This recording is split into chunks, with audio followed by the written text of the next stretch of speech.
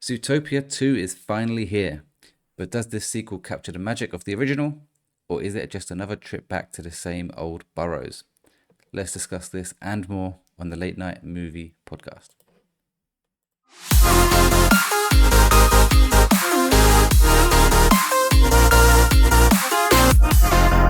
Welcome back to the Late Night Movie Podcast. I'm your host, Welchy, and joining me tonight, as always, is Mr. Pop Figures himself, Andy. Hello guys, yeah, very excited to be back and excited to talk about Zootopia 2 or Zootropolis 2, depending on where you are. And our resident horror expert, Stephen. Yeah, it's been it's been a pleasure to be here. It's great to be back as always, and yeah, I'm looking forward to hearing about Zootopia 2 and also giving my thoughts to The Running Man. Yes, so tonight Andy is reviewing Zootopia 2, Stephen is reviewing Running Man, and I have finally seen The Martian after reading the book. I'll give my thoughts on The Martian quickly, but normally I would try and do a quick game in this episode, but we're running late tonight, so we're just going to go straight into it. So, Zootopia 2, Andy, I haven't prepared anything for this in terms of stats and stuff. How well I think it's doing really well. All the articles I'm seeing, it's breaking records. It's broken record in China. It was Avengers Endgame, but now it's Zootopia 2 for best opening weekend in China, I think. Not including their own film, right? Because they had the what's it called?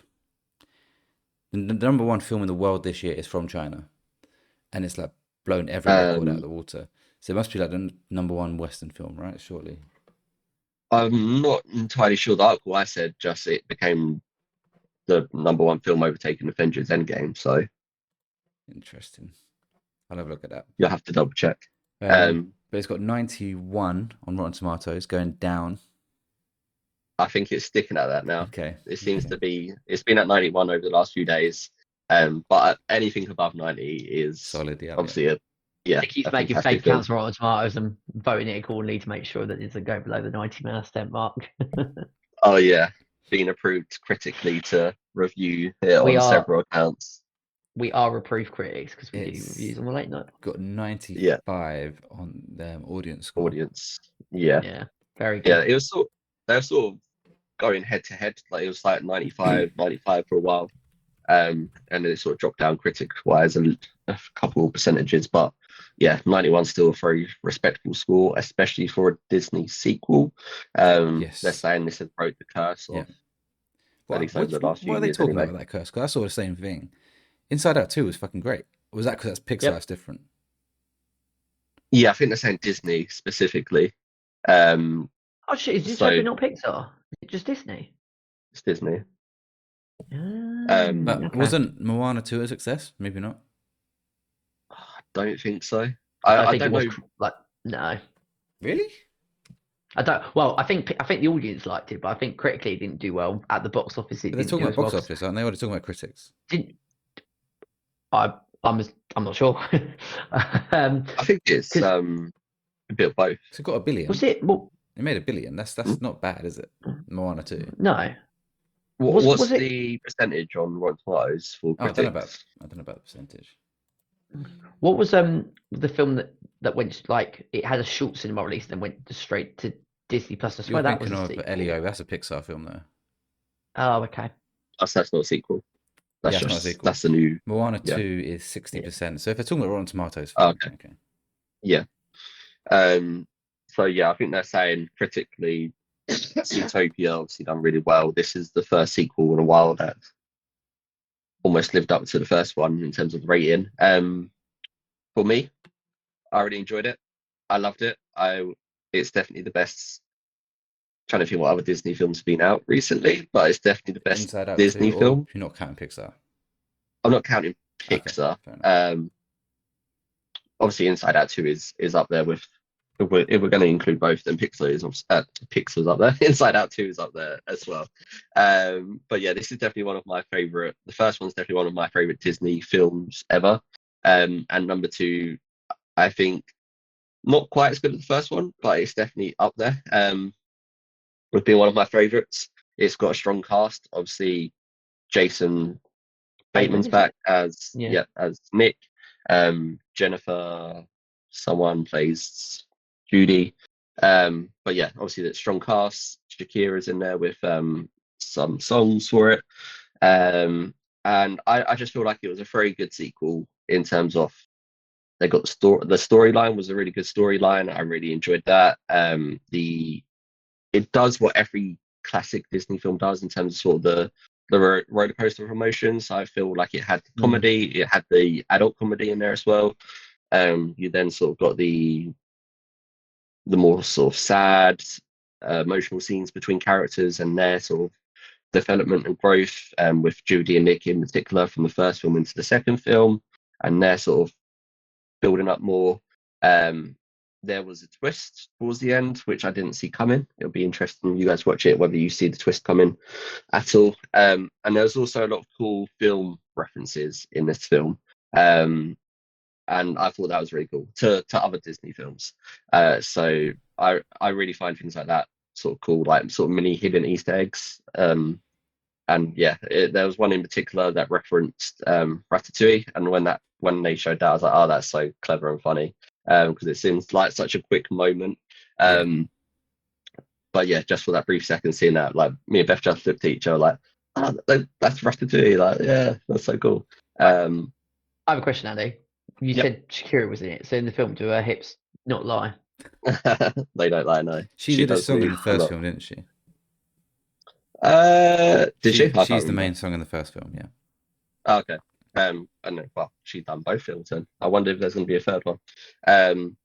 But yeah, the new characters, the storyline, it is just so much fun. It's like if you want something that's not depressing, it's not horror, there's no blood. You want something fun, relaxing that you can go sit down, enjoy, relax. This is like the perfect film for that. And yeah, it was a very strong sequel to the first one, and I really loved it. So I would definitely recommend it. I mean, I'm definitely going to go and watch it. Did the first film come out in 2015? Just to 2016, I think they said. 2016. Yeah, I think so. The main reason why I say that is that this film does make me feel incredibly old. I remember going to cinema to watch it with my friend Luke. I think it was me, Luke, his mum, his sister, and some of her friends. And I just can't believe that nearly a decade has passed and we're now talking about the sequel, and I'm now 27 going to watch it. I will go and watch it. I'm looking forward to it because I did really enjoy the first film. But yeah, it does make me feel very, very, very old. Not many movies do, but when you've got such a long period between the first film and the second film, and I remember it clear as day, back when Pizza Hut was at the dockside. Anyway, I'm not going to bring that back up again on the podcast. Still get annoyed at all the times of when we used to go there. But I'm glad that it sounds like it kind of what your review is everything that I would expect from it, which is good. Yeah. So yeah, I will be definitely going to watch it. So apparently it had a budget of about 200 million. Wow. There's no concrete information, but they're saying it's around that, just under or just above.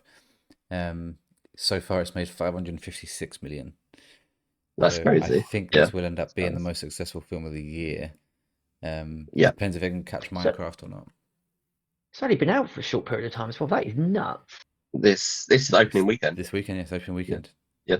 That is absolutely insane. It's most likely going to overtake. Well, it will overtake Minecraft. Minecraft didn't make $1 billion, and that's not even the most successful. Lilo and Stitch is the most successful so far. So Disney having a fucking great year. Nizar 2 was the Chinese film I was talking about. Nizar 2, which is at 1.9 billion this year. Okay. But 1.879 of that is in China. So it's okay. Is it the kind of film that everyone is just forced to watch, basically? Apparently it's amazing.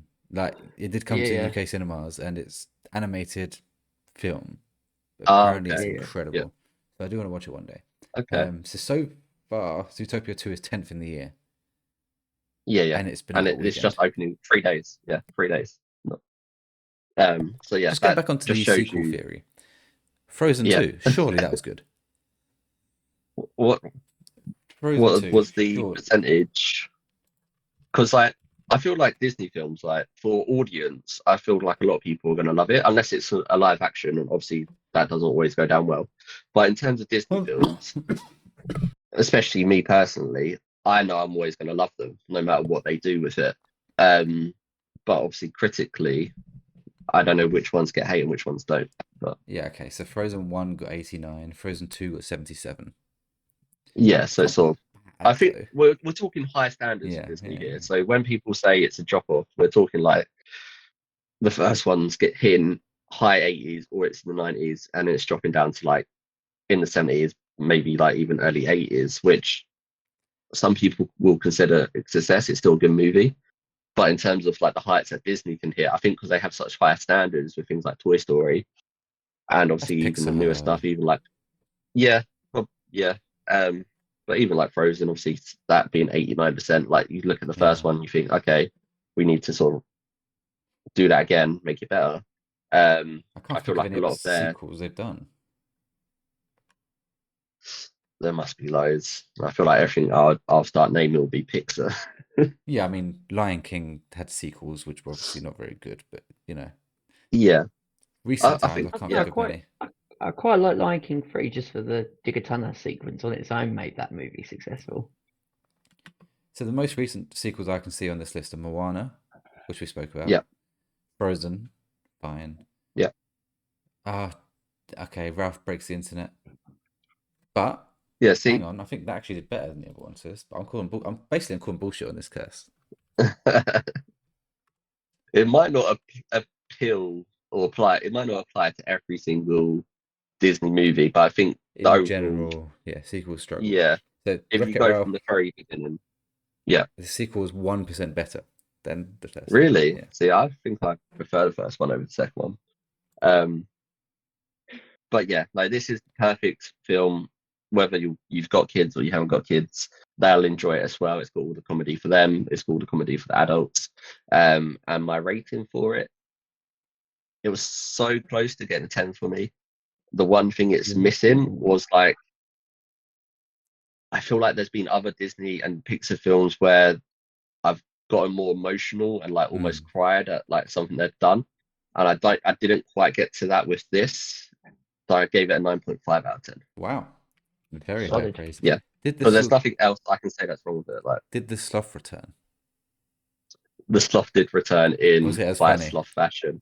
Yeah, it was so funny, man. Okay, I good. love that bit. Yeah, I've been trying to show my daughter the first film, and yeah, I've had to rewind the sloth bit multiple times. And she now, do you remember the joke the fox tells the sloth in the first film?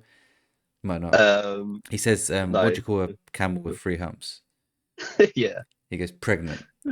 So now yeah, my daughter keeps telling me that joke. I'm like, yeah, I get it. It's funny, but it's funny when the sloth does yeah, it.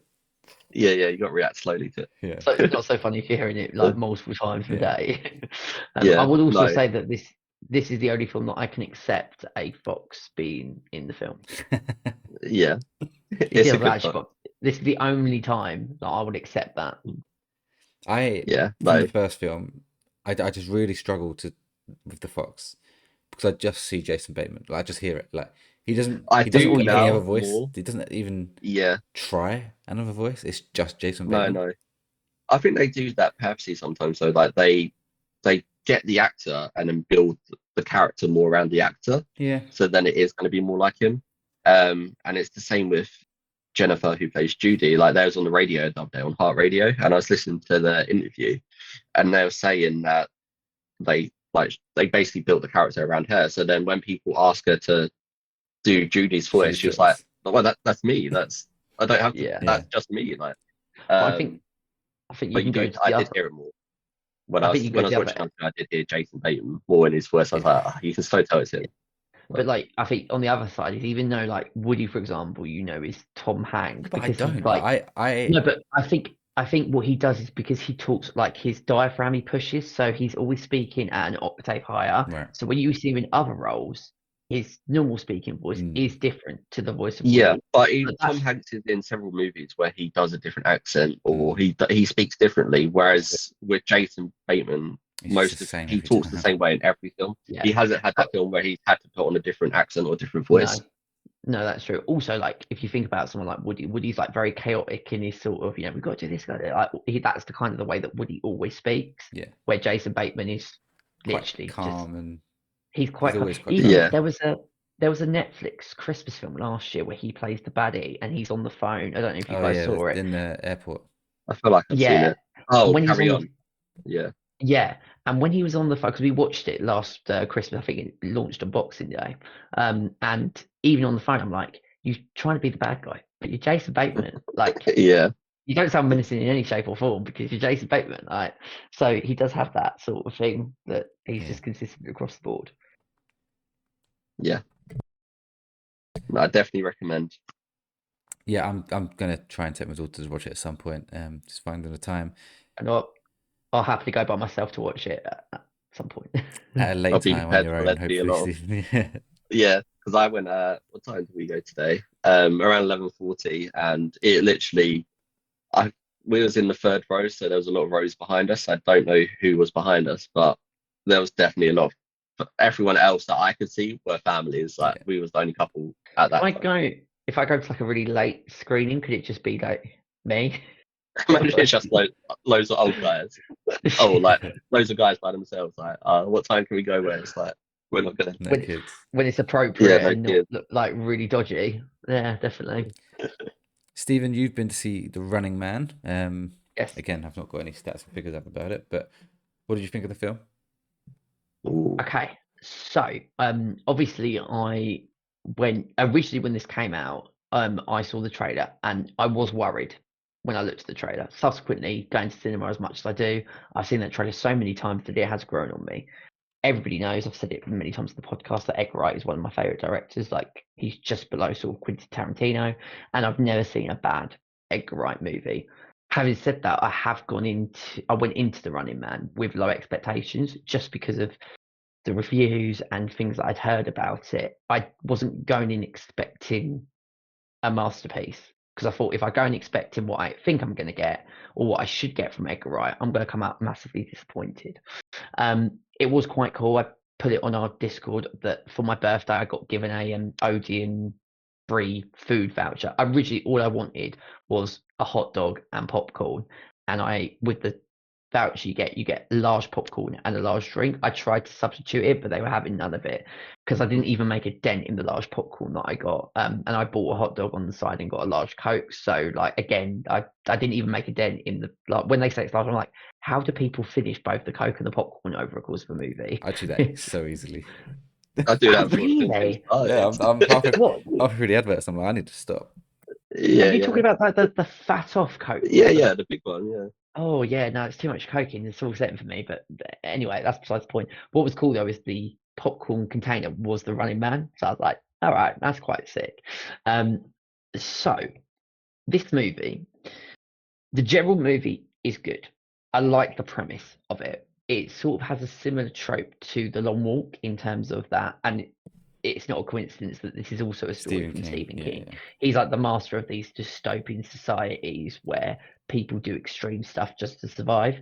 So I got a lot of similar tropes to what we saw in The Long Walk because again, essentially, this is like a slum city that people who want to survive play the Running Man, which, as you know from the trailer, they've got to survive 30 days. They've got to film themselves showing that they're surviving 30 days. They've got loads of people coming towards them and they've just got to survive. And if they do at the end, they get a massive cash prize. So again, good premise. I liked Glenn Powell. I thought he was great in the central role, and Josh Brolin plays the head of the Running Man games really well. Josh It is a Brolin, lot more. Thanos. Yes. Yep. Yeah. He's done 3 Um, movies this year, same as Jennifer. Oh, of course. The Weapons lady. Yeah. He's in yeah. Weapons as well. Which Yeah, I he quite is, yeah. liked him. I liked him Weapons. I liked him in Deadpool 2, and I liked him in Sin City 2. So every time I've seen Josh Brolin, I quite liked his character. He plays a sleazebag in this movie, like a real awful sleazebag. But again, I didn't like him, but I liked his performance. It is much more brutal than what I thought it was going to be. In terms of the fact that like the violence of the point he punches, we expect that from Edgar Wright by now, but like it's on like the same level of like bloodiness as something like Hot Fuzz, but it's played a bit more straightforward where like in Hot Fuzz it's funny. Like you think of like the church sequence, you laugh out loud when it falls on Tim Message's head. And there was a couple of moments where I laughed, but not so much at the action. But not necessarily a bad thing. It's quite a brutal story, so that wasn't an issue. It was great to see Michael Cera back because he worked with Edgar Wright in Scott Pilgrim versus the World, and he does steal the show in the small scene that he features in. it was just cool to see him. I knew that he was in the film because his name popped up, but I don't recall. I see him in the trailer where he's with the water gun and then he electrolytes the guys in the house, which is in the trailer, so that's not a spoiler. But when I watched the trailer, I didn't automatically assume that it was Michael Cera because he puts an accent on in the film. And when he then comes like, oh, there's Michael Cera. And that whole sequence kind of has a homage to Home Alone in terms of like, there's lots of booby traps and stuff like that. And that was really cool. There is a but coming. This movie would have been really, really good if it was directed by somebody else.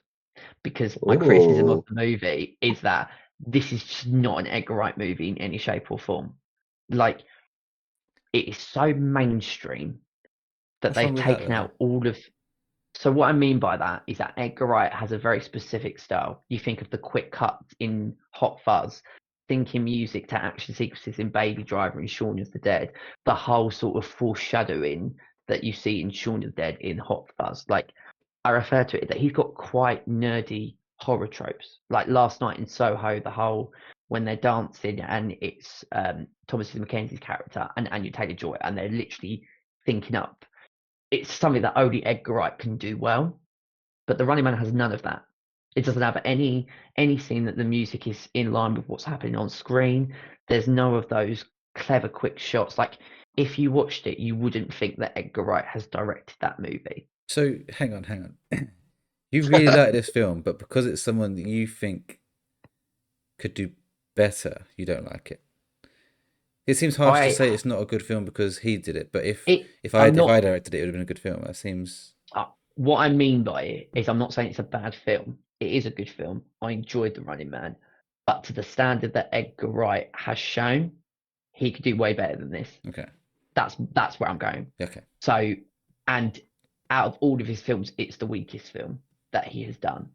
I mean, it's pretty standard in terms of that. There isn't really anything that I could say that I disliked, but it has none of the Edgar Wright tropes that we've come to expect. So it was just too mainstream and it lost the Edgar Wright spark for me. It's a bit like, and I liked it, but the movie Paul, right, which was Simon Pegg, Nick Frost, I don't know, have you both seen? Yeah. I have, that's one I haven't seen, but yeah. I know what film it is. Yeah.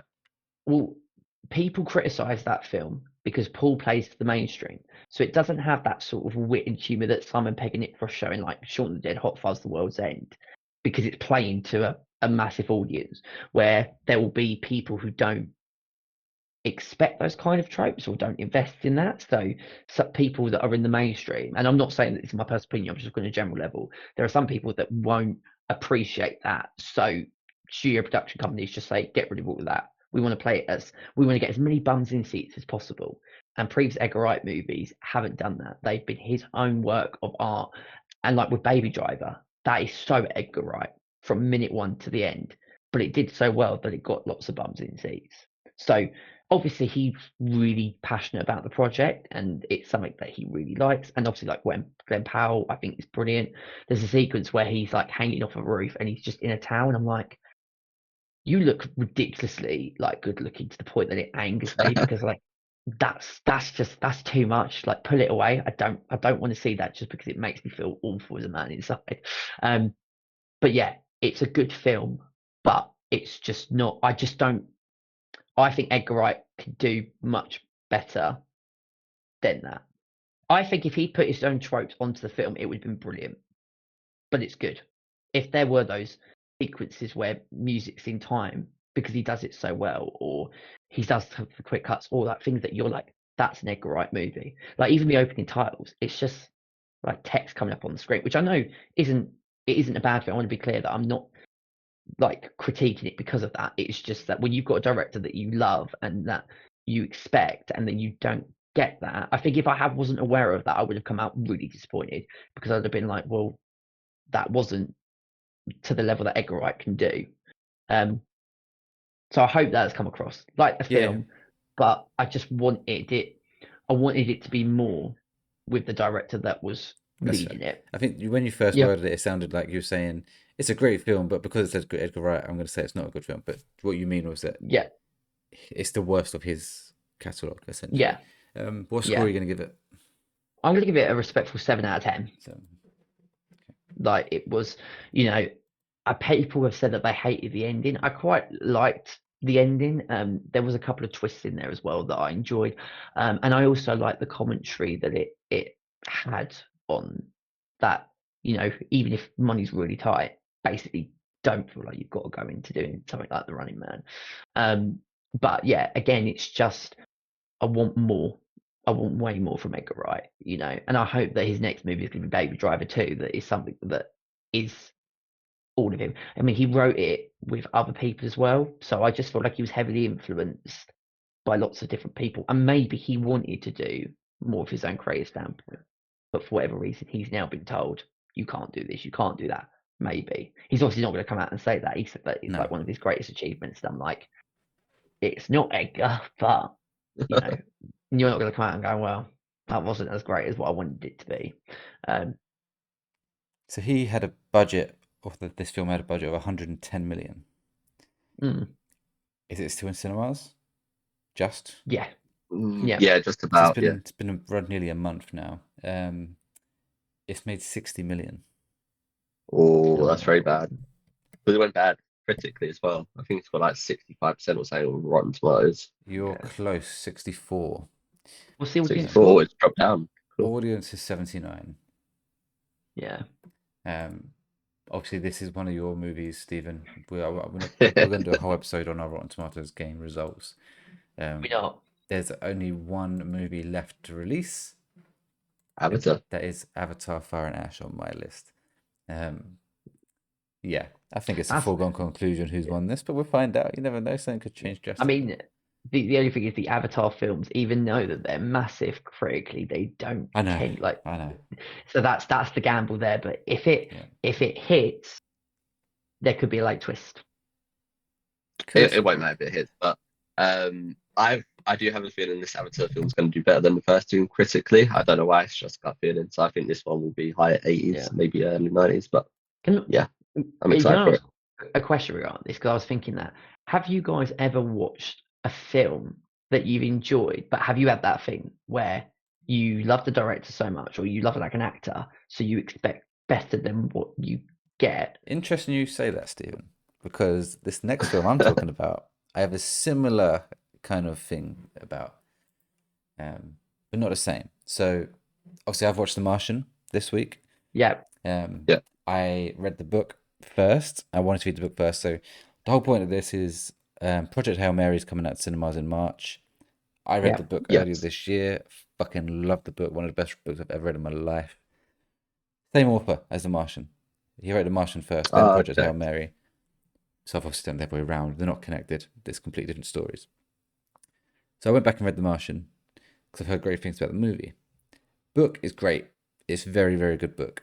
I think Project Hail Mary is a lot better. That just hits my taste like spot on. But The Martian's a great book. And it was interesting being that guy who's watching a film after reading the book.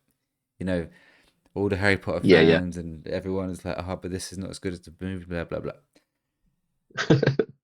I really don't want to be that guy. But you're about to be, aren't you? There's something about watching this where I was like, it's just not hitting right to me.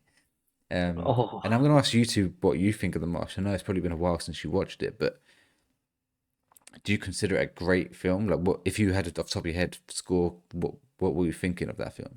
I haven't seen it. I'm just going to try that out. Okay. Sorry, it's the Matt Damon one, right? Matt Damon, yeah. Is it Matt Damon? Yeah. I haven't actually seen it. So I've seen The Martian, so I can answer that question to you. So I remember we watched it all as a family. And you haven't read the book? I haven't read the book, no. So I've seen the film. But my late father, he recommended to all of us sit down and watch film. And sometimes his movies would either be massive hits or misses. I did like Ridley Scott, but at the time I was like, because Matt Damon can be very Marmite to me. Like I love him in the Bourne. I love him. I like him, but I can understand the Marmite side. There's been a couple of movies where I'm like, like you're being a bit too Matt Damon, if that makes any sense. Where it's just like it's a bit too full on. I think he's definitely got better over time, I should add. So I think when I like Oppenheimer, for example, he is absolutely Interstellar. He's good in Interstellar. Yeah, he's Interstellar. Yeah. So Christopher Nolan gets the best out of Matt Damon. But we sat down and watched it. And I loved it so much that if it was at the cinema, I would have gone out and then gone straight back in to watch it a second time. I think that if I was going to rate it, it would be a 10 out of 10 for me. Oh, wow. I loved it so much. It's so much fun. It's got like that, which you're going to go into about all like the 80s soundtrack that you have to listen to. Yes. But I think I've said it before, Ridley Scott is only as good as the screenplay that he has. So for me, the screenplay for The Martian, I think, is a brilliant screenplay. When Ridley Scott, like, I think of Prometheus, which I like, but the screenplay for that, you could pick holes in it. Alien Covenant is another one where the screenplay is not great. Not as good as but Ridley Scott's world building and his direction, I don't think he's got a good eye for a good screenplay. So like when he's with The Martian, first Alien though. First one, and like Gladiator, but like I think of like Robin Hood and other movies where I'm like American Gangster, brilliant screenplay. He's brilliant in the director's chair. So like he's a fantastic director, but his screenplays can ultimately let him down. But yeah, I love The Martian. I wonder if I would feel the same if I'd read the book, because I have heard that people say that The Martian is one of the best books, period. Like it is absolutely brilliant. But I thought it was absolutely exceptional. Yeah, and I can see it because I agree. The book is fantastic. Like I said, obviously I prefer Project Hail Mary, but it's a fantastic book. And from memory, I've not read that many books to films, but it is so close to the book. What they do, what they show, it is very, very close. Obviously, they can't fit it all in, so they cut bits out, and that winds you up anyway. Like there's bits you think you've completely missed something there, like a whole bit towards the end of that book they just don't even talk about. I'm like, that's like massive. Anyway, they don't change many things, but the ending is changed. I don't know if you remember, Stephen. He cuts a hole in his suit. Yeah. Not in the book. He suggests doing it in the book, but he doesn't do it in the book. Because I mean, with spoilers for anyone, he returns, doesn't he? Well, yeah, they save him, yeah. Yeah, I thought that. I don't think it's a spoiler. I think that's the whole point of the story, isn't it? Okay, just double check for anyone out there that maybe not watched it, but it did come out in 2015, so you've had like a decade to Sorry, Andy. Sorry about that. I would recommend watching it though, definitely. I would say it's a movie that you should check out at some point. I feel like a lot of the films that we talk about that I haven't seen are like really good films that people recommend are all space films. So there must be something going on there. Probably because I recommend them as well because I love sci-fi. But yeah, true. I would love to know. Now I'd love to be able to say, let's not read the book and watch the film first and do it the other way around. Yeah. But I do think. I don't know if it's a pacing thing, which you'll probably say the pacing was perfect, and I get that. There's just something didn't sit right with me. Like I don't know if it's because I knew the ending as well. I'm just sitting there thinking, well, I know what's going to happen now. This happens. This happens. So maybe that's why, which worries me for Project Hail Mary, because I am so excited for that film, and now I'm thinking, is it going to be amazing? But I'm going to be like, oh, it's just not as good as the book. What's the runtime on Project Hail Mary though? Because that'd be interesting to know compared to The Martian as well. Well, The Martian's 2 hours 11, if I remember rightly. Okay, I think so it might even be 2 hours 20. It's either between the 2 hours 10 to 2 hours 20, 25 mark. I mean, I think you've kind of answered it already, Welchy, but I feel like, do you think if you had not read the book, would you have had the feeling that I had that this movie is absolutely incredible? I don't know, because I don't know if it's just because I've read the book that I didn't get the feeling that everyone else gets for this film. So it's got 91 on Rotten Tomatoes, so it's not a bad film. It's clearly a very good film. The other thing for me is Matt Damon is so funny and so charismatic, because a lot of the movie takes place with just him on a screen, because obviously he's up in Mars with no one else out there. And I just think that it takes a lot to keep an audience engaged. Those movies that are set with just one person or maybe two people in a confined sort of space. And I remember thinking, well, this is nearly 2.5 hours. How the hell are they going to keep us interested? Because obviously it does go back to the people on the ground trying to save him, but it predominantly focuses on, I can't remember the name of the character, but it focuses predominantly Mark Watney, that's it. But his humour, because I felt that I could so relate if I was in that situation, how I would react. Kind of goes back to, in Alien, the first Alien film, you connect with the characters because they're not talking like how they talk in Prometheus or any Covenant of like, where did we come from, where did we go, and all of these like ridiculous questions. You're singing a song there, aren't you? Yeah. They talk about the Cotton Eye Joe. But like in the first Alien, they're all talking about, oh, we're going to get paid. Yeah. What's the food going to be like? Yeah. So you connect with them because they're natural human beings of how we would react if we were in that situation. And I thought The Martian was like that. I mean, does the book kind of convey that as well? So when you're reading it, do you connect with it? Yeah, he's Because always of how Mark is talking. he's always funny. Like in the book, when you're reading his side, it is in those logs, obviously in written form. Yeah. And then it does go. Some chapters go back to the Earth where they're trying to save him. I guess one of my issues is I don't think they showed enough of the Mars stuff. I think it was almost 50-50 in this film of Earth and Mars. And the book isn't like that. It's so much more about Mars. It's so much more. It's a hard read. Don't get me wrong. There's a lot of scientific stuff that just goes way over my head. You just kind of have to accept what he's saying is true because I don't fucking know. Yeah. And it just, I don't know if it's just the stuff they missed out or I didn't get the sense that maybe it's because I know the ending that he was stuck there and like alone, and for so long in the book he has literally no contact with Earth. Do you know what I mean? And it doesn't feel like that long into the film that he gets contact. Maybe it's just, I don't know. Maybe it's just a problem of book readers and that's why I don't normally fucking read books. I would say that I don't think it's particularly fair on the film for you comparing it to. I know everyone does this. I don't like it when people do that.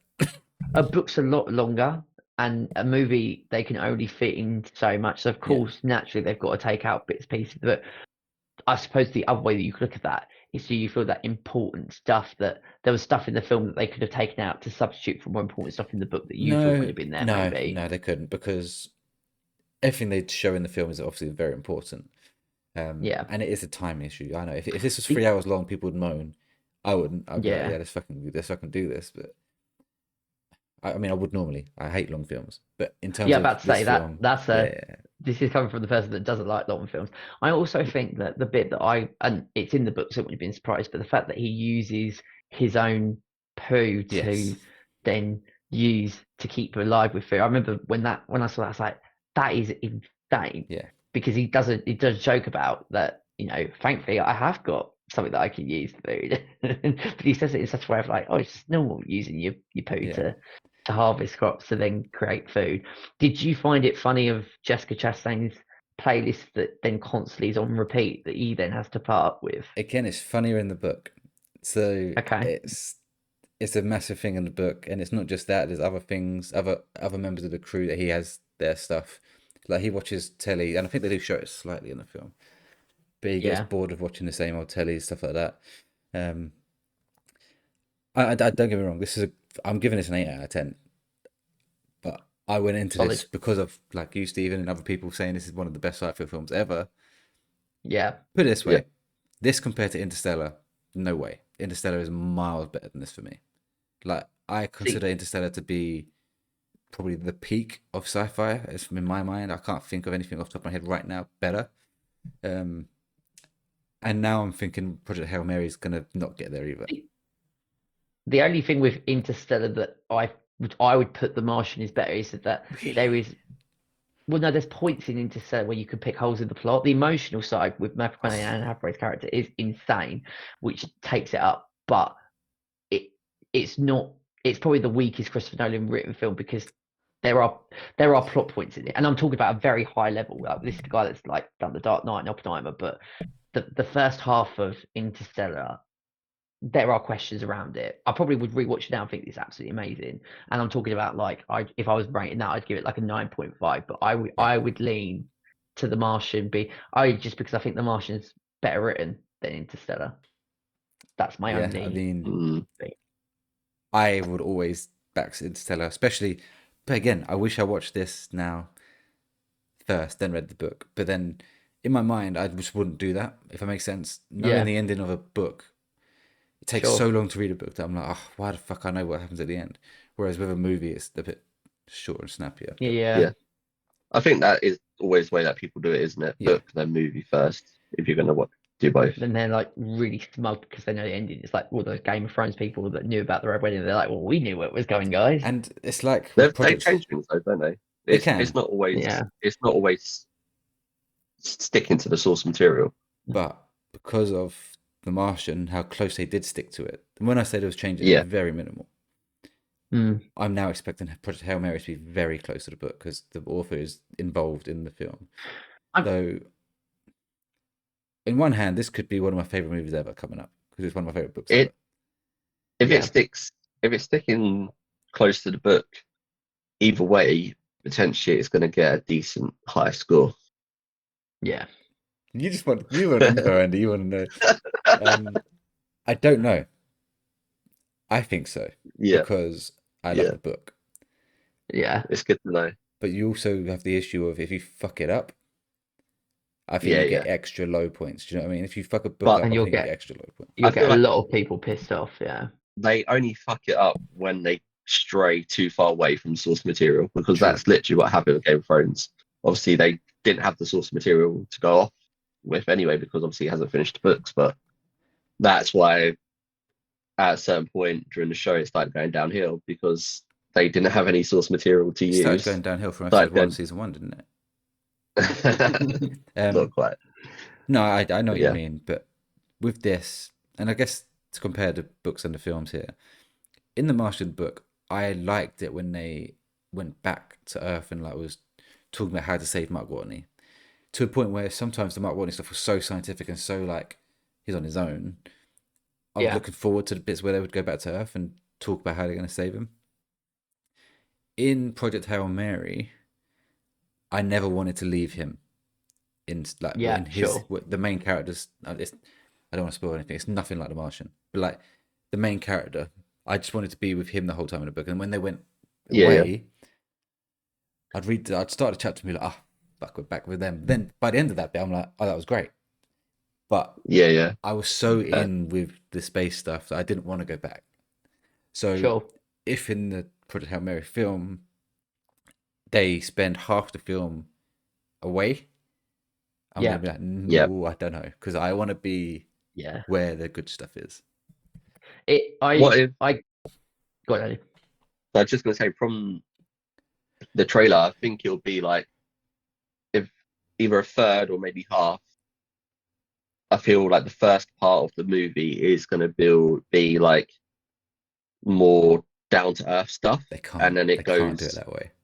Just from the book. Obviously, I haven't read the book, but I'll go based on the trailer. Like based on the trailer, it looks like obviously he's a school teacher. Something happens, they need to recruit him to save the world. Whatever, planet's dying.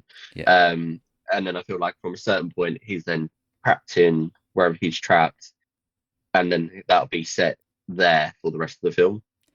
They can do it that way if they want to. That is not how the book goes. That's how I see it from the trailer. They can't. No, they can't. And I can't explain why they can't do that. It has to start in space. Otherwise, I will fucking flip.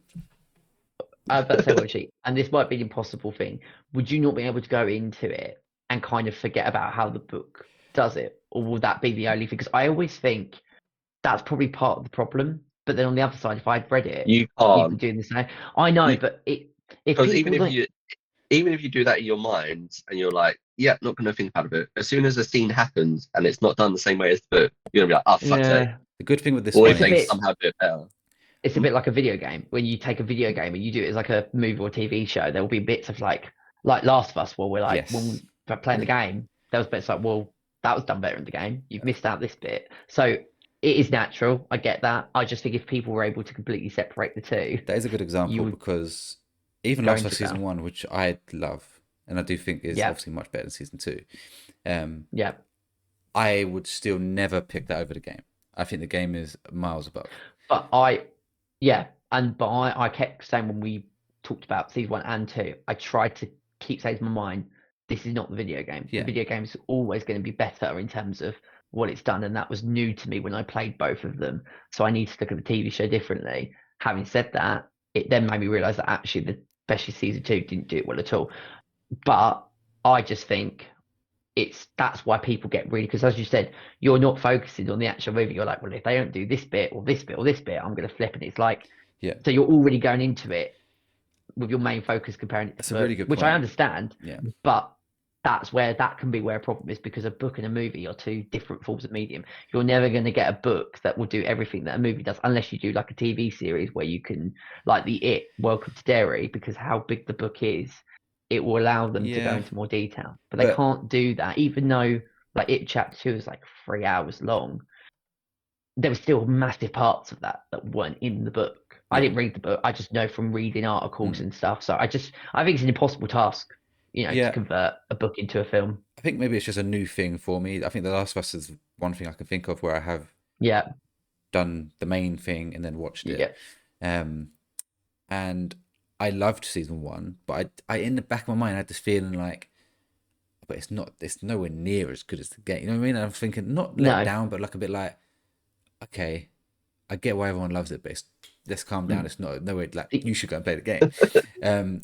And what I was going to say is the benefit of Project Hail Mary is I read that in the middle of this year. By the time I get to it, I'd have forgotten a few things and it would be a little bit less fresh. Whereas The Martian, I finished it, I watched Martian, you fit and watched the film. No, I get that. That's a difference. But also, the way I love the Project Hail Mary book is a problem. Because you loved it so much. Yeah, you got high standards right now. Yeah. The only other one that I can think of, and again, I didn't read the book, but I feel like Gone Girl is probably one of the few examples where people love the book but also love the movie. Yeah. Like there's not that criticism of the book did this and that better. Was The Martian, the screenplay, was it written by the author, do you know? Or was it done by a screenwriter? He is not that he's mentioned as the original writer, obviously being the book, but not the writer for the movie. But The Martian, because the only reason I point that out is like for Gone Girl, Karen Flynn wrote the book. Yeah. She wrote the screenplay. And I feel like if on Project Hail Mary or even The Martian, if you've got a screenwriter adapting source material.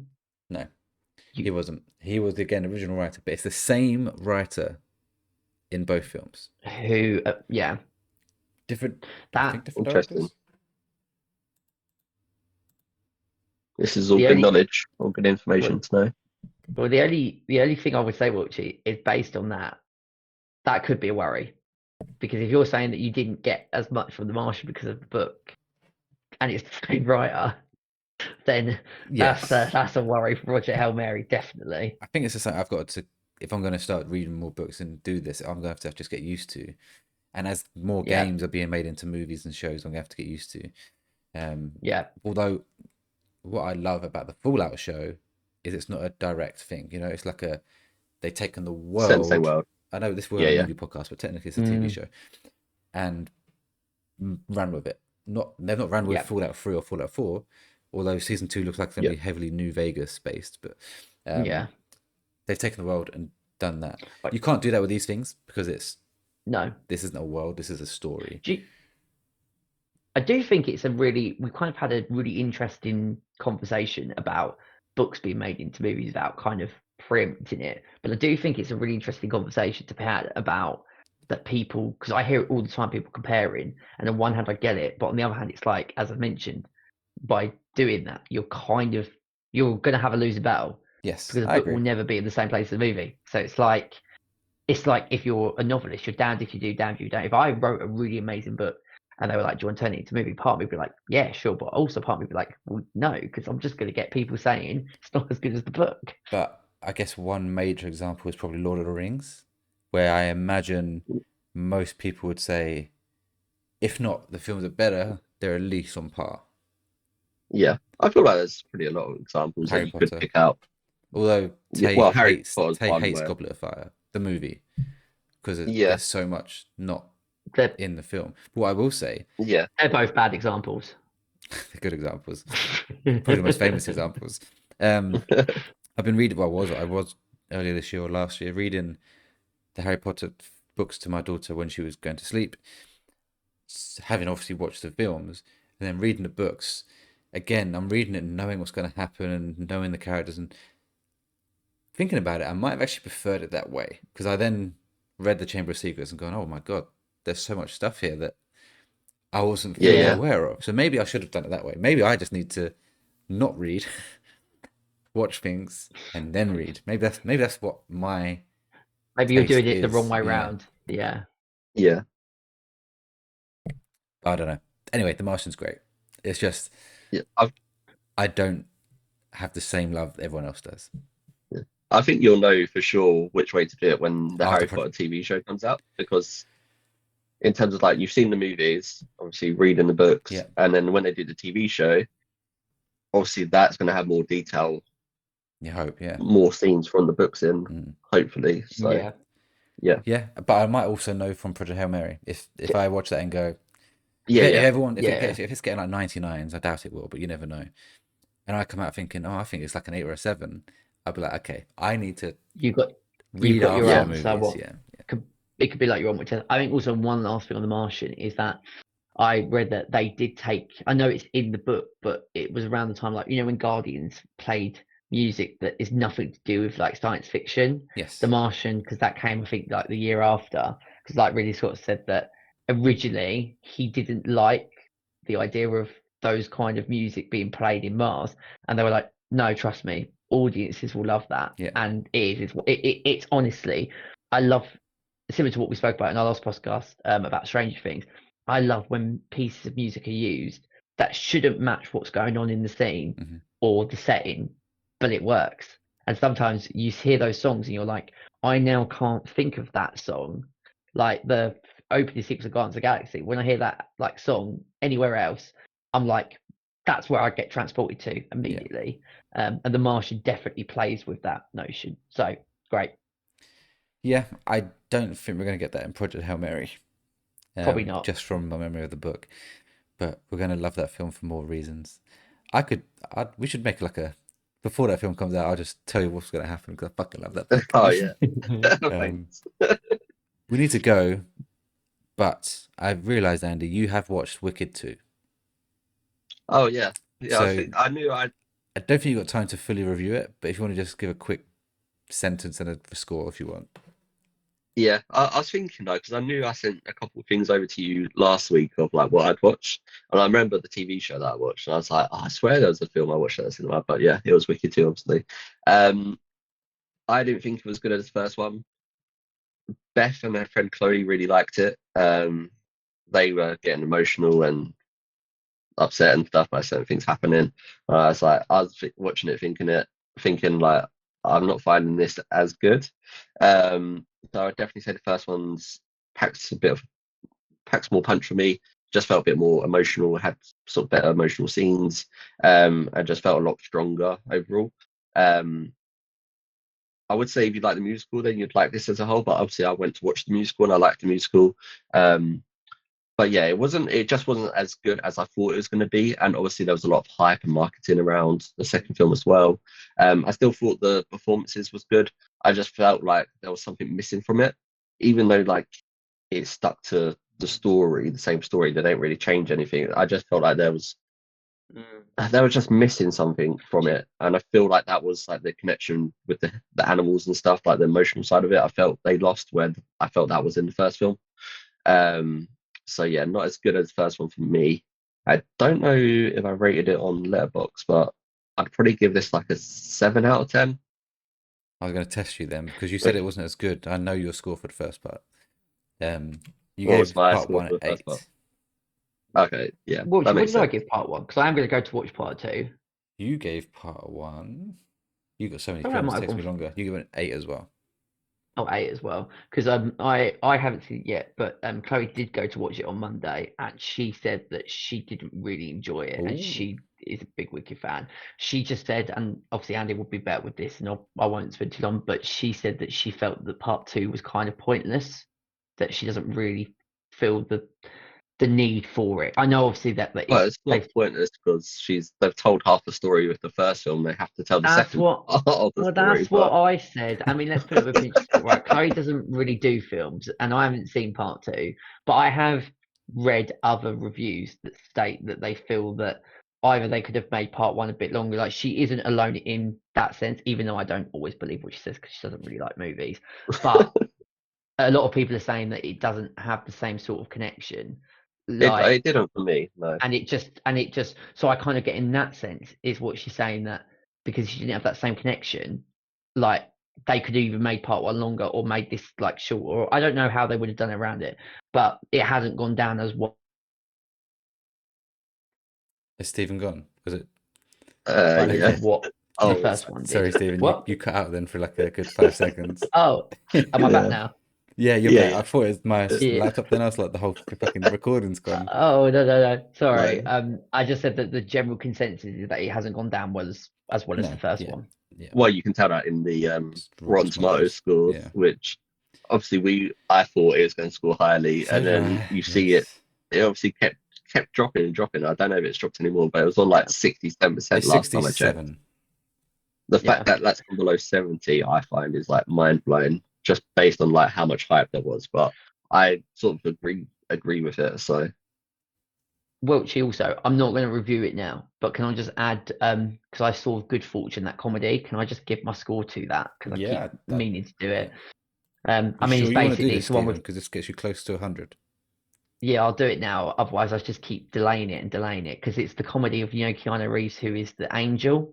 Yeah, and then you got mentioned the guy it before. I've job. never seen or heard this movie. Yeah. Like, I've not seen it anywhere. It didn't get a lot of marketing. No, it didn't. I mean, it's funny. It's got Seth Rogen in it. Like, it was pretty much everything that I expected. So that would be like just a 6 out of 10 for me. Like, it's just one of those where it's a comedy. It does the same thing about there's this guy that's got nothing. This guy that's got everything. Let's switch their roles and let's do a comedy where they realise that life's more important than having everything and having nothing. I've seen it 1,000,001 times, and it just had some funny lines, but it wouldn't be one that I'd come out and go in like in a year's time, wow, that was an amazing movie. Like, it was literally bog standard, everything that I expected, which I think 6 reflects that. 6 is decent, which it's decent. That is your 99th review on the podcast, by the way. So my next one will be the 100. Yes. Was it Waterboy? No, what's next? Letter V, isn't it? Yeah. Waterboy might be next. Okay, that's going to do it for this week. Thank you all for hanging out with us tonight on the Late Night Movie Podcast. Let us know what you thought of the movies we discussed today. Did you enjoy Zootopia 2 if you've seen it, or Running Man, or what do you think about The Martian if you want to go back 10 years? Drop your thoughts in the comments or tag us on socials at the Late Night Pods. We'd love to hear from you. And of course, you can follow us on or just join our Discord using the link in the podcast description so you can get in your thoughts before we record our episodes.